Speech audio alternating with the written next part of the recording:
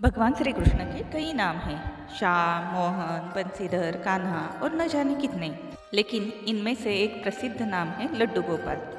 क्या आपको पता है भगवान कृष्ण का नाम लड्डू गोपाल क्यों पड़ा?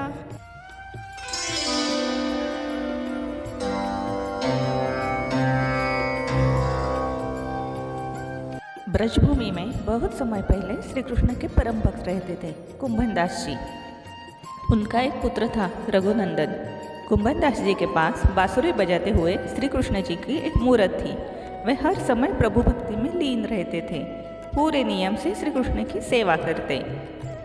वे उन्हें छोड़कर कहीं नहीं जाते थे, जिससे उनकी सेवा में कोई विघ्न न हो। एक दिन वृंदावन से उनके लिए भागवत कथा करने का न्योता आया। पहले तो उन्होंने मना किया, परंतु लोगों के जोर देने पर वे जाने के लिए तैयार हो गए कि भगवान की सेवा करने की तैयारी करके वे कथा करके रोज वापस लौट आ जाएंगे। वह भगवान का सेवा का नियम भी नहीं टूटेगा। अपने पुत्र को उन्होंने समझा दिया कि भोग मैंने बना दिया है, तुम ठाकुर जी को समय पर भोग लगा देना।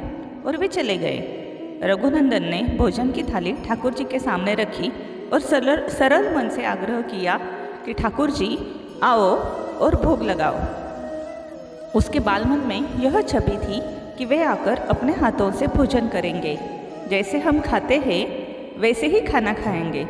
उसने बार बार आग्रह किया, लेकिन भोजन तो वैसे ही रखा था। अब वो उदास हो गया और रोते हुए पुकारा कि ठाकुर जी आओ और खाना खा लो। ठाकुर जी ने बालक का रूप धारण किया और भोजन करने बैठ गए और रघुनंदन भी प्रसन्न हो गया। रात को कुंभनदास जी ने लौटकर पूछा कि भोग लगाया था बेटा? तो रघुनंदन ने कहा, जी हाँ लगाया था। उन्होंने प्रसाद मांगा तो पुत्र ने कहा कि ठाकुर जी ने सारा भोजन खा लिया। उन्होंने सोचा बच्चे को भूख लगी होगी तो उसने खुद ही खा लिया होगा। अब तो ये रोज का नियम हो गया। कुंभनदास जी भोजन की थाली लगाकर जाते और रघुनंदन ठाकुर जी को भोग लगाते।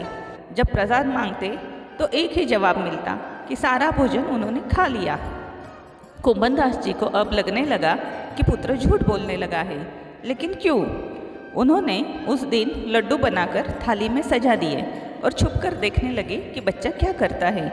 रघुनंदन ने रोज की तरह ही ठाकुर जी को पुकारा तो ठाकुर जी बालक के रूप में ही प्रकट हो गए और लड्डू खाने लगे।